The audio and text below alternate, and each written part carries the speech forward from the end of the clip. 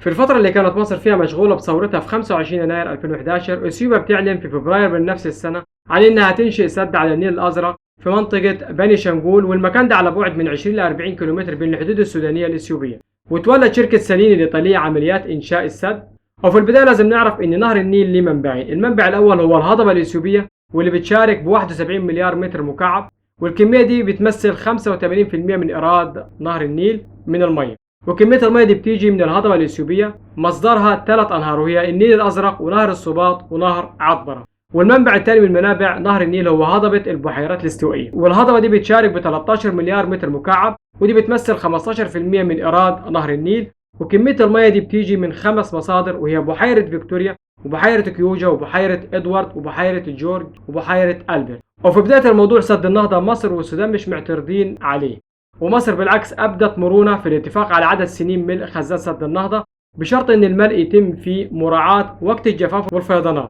ومصر عايزة ملء السد يكون بطريقة علمية بتعتمد على ربط عدد سنين ملء السد بكمية المياه في فترة الفيضانات والجفاف، وإن ملء السد لازم يكون بشكل جماعي ومش من جانب أحادي. ومن أهم النقاط الخلافية على السد الإثيوبي بين مصر والسودان وإثيوبيا قواعد ملء السد وتشغيله ومسألة أمان السد.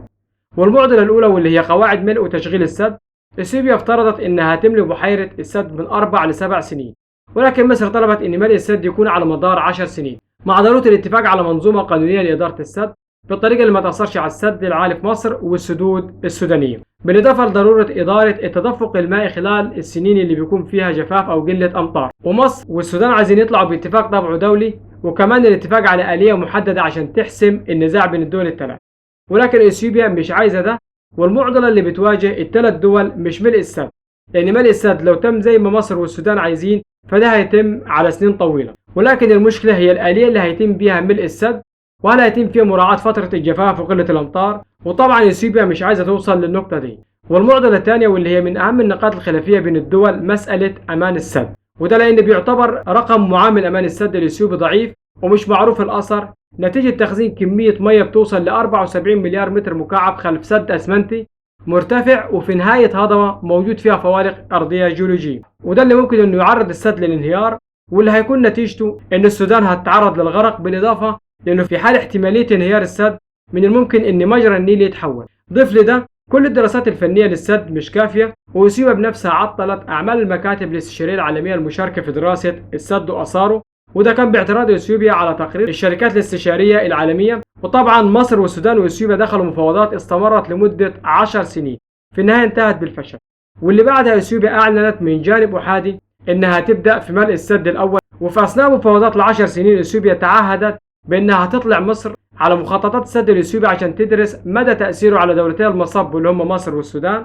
وكمان اتفقت مصر واثيوبيا على تشكيل لجنه دوليه عشان تدرس اثار السد وتفحص الدراسات الإثيوبية الهندسية وتأثير السد على مصر والسودان. واختارت مصر وإثيوبيا مكتبين استشاريين عشان يقوموا بالمهمة دي، واحد منهم هولندي والتاني فرنسي. وبين الدول الثلاثة تم التوقيع على وثيقة إعلان مبادئ سد النهضة بعنتيب، واللي بعدها أعلنت إثيوبيا إنها أوشكت على الانتهاء من 70% من بناء السد. وهنا بدأت إثيوبيا تظهر رفضها وتعنتها في المفاوضات، وأعلنت من جانبها وبشكل أحادي عن إنها تبدأ الملء الأول للسد من غير ما يحصل اتفاق بين الدول الثلاث على قواعد ملء السد وتشغيله. ودلوقتي مين اللي بيمول السد الإثيوبي؟ أول تمويل للسد الإثيوبي كان محلي، وده عن طريق فرض إثيوبيا على بنوكها المحلية إنها تخصص نسبة 27% من قوة الإقراض فيها لصالح الدولة.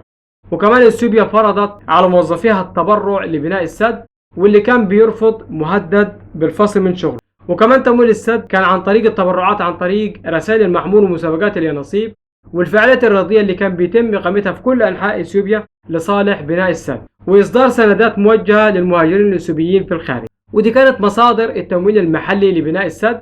وبالفعل قدرت إثيوبيا إنها تجمع 450 مليار دولار، إلا إنه في 2015 أعمال بناء السد وقفت، وهنا إثيوبيا لجأت للتمويل الخارجي، وأول من مول السد كان الصين، وده كان في مسعى من الصين لاسترجاع الدور اللي كان بيلعبه الاتحاد السوفيتي، وده كان من خلال مصادر التمويل والخبرات الفنية اللي بتكون لازمة لمشروعات التنمية. وتمويل السد من ناحية الصين لإثيوبيا ما كانش محمل بأي شروط زي اللي بتشترطها المؤسسات المالية الدولية، واللي دايما بتشترط شروط اقتصادية وسياسية. ففي 2013 الصين ادت إثيوبيا قرض قيمته 1.2 مليار دولار عشان تمول خطوط الكهرباء والبنية التحتية للسد. وفي 2019 منحت الصين إثيوبيا قرض قيمته 1.8 مليار دولار لحكومة أبي أحمد رئيس الوزراء الإثيوبي عشان توسع شبكة الكهرباء في إثيوبيا.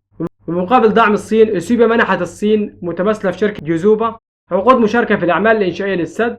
وكمان إثيوبيا تعاقدت مع الفرع الصيني من الشركة الصينية الألمانية فويس هايدرو عشان تورد توربينات للسد.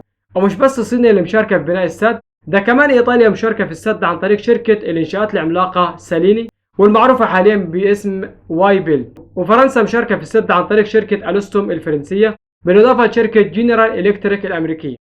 ده كمان أمريكا ساهمت ب5 مليار دولار بطريق غير مباشر كاستثمار لتمويل خطط التحرر الاقتصادي. وادت الضوء الأخضر لصندوق النقد الدولي إنه يقدم قرض لإثيوبيا وقيمته 2.9 مليار دولار. وتمويل السد الإثيوبي ما كانش أوروبي بس، ده في دول عربية مولت إثيوبيا زي دولة الإمارات، واللي قدمت لإثيوبيا 3 مليار دولار في صورة ودائع واستثمارات في إثيوبيا. والسعودية قدمت لإثيوبيا 140 مليون دولار كقروض لإقامة مشروعات الطاقة الشمسية.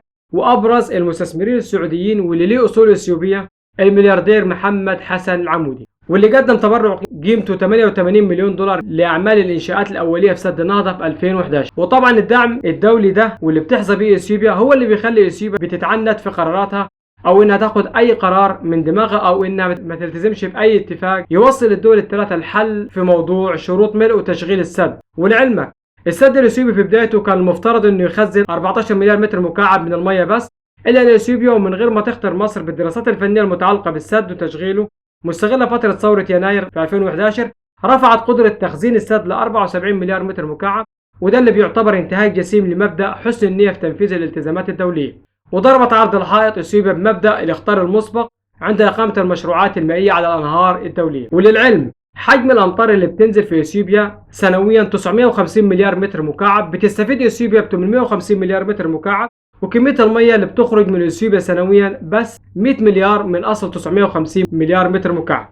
وبالتالي فكرة إن مصر كدولة مصب منع إثيوبيا من إنها تستفيد من مية الأمطار مش موجودة. ودلوقتي وبعد ما عرفنا إن اللي مخلي إثيوبيا بتتعنت في مفاوضات سد النهضة واللي هو الدعم المالي الدولي، ضيف عليهم كمان إن إثيوبيا نشر بطاريات الصواريخ اللي جايباها من إسرائيل. وإثيوبيا في تعنتها في المفاوضات تم تشبيهها بإسرائيل اللي بتتفاوض وفي الوقت نفسه بتبني مستوطنات.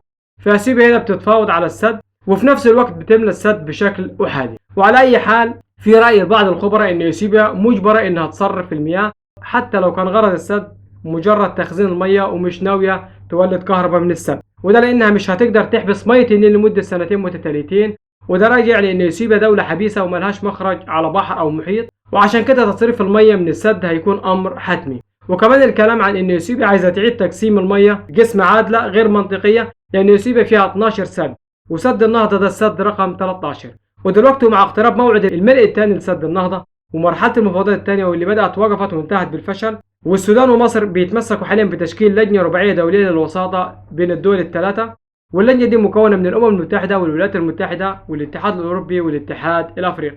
إلا أن إثيوبيا رافضة فكرة اللجنة الدولية الرباعية وبتتمسك فقط بأن الاتحاد الأفريقي هو بس اللي يرعى المفاوضات بين الدول الثلاثة. وهنا وبعد وصول المفاوضات الثانية للفشل وتعنت إثيوبيا وإصرارها على الملء الثاني للسد في يوليو 2021، إيه اللي قدام مصر والسودان يعملوه؟ مصر والسودان قدامهم 3 خيارات في التعامل مع إثيوبيا. الخيار الأول دبلوماسي وقانوني، وده بتحكم المادة 36 من ميثاق الأمم المتحدة، ودي اللي بتخلي مجلس الأمن يتدخل في أي مرحلة من مراحل النزاع بين الدول وإصدار قرارات ملزمة لكل الأطراف.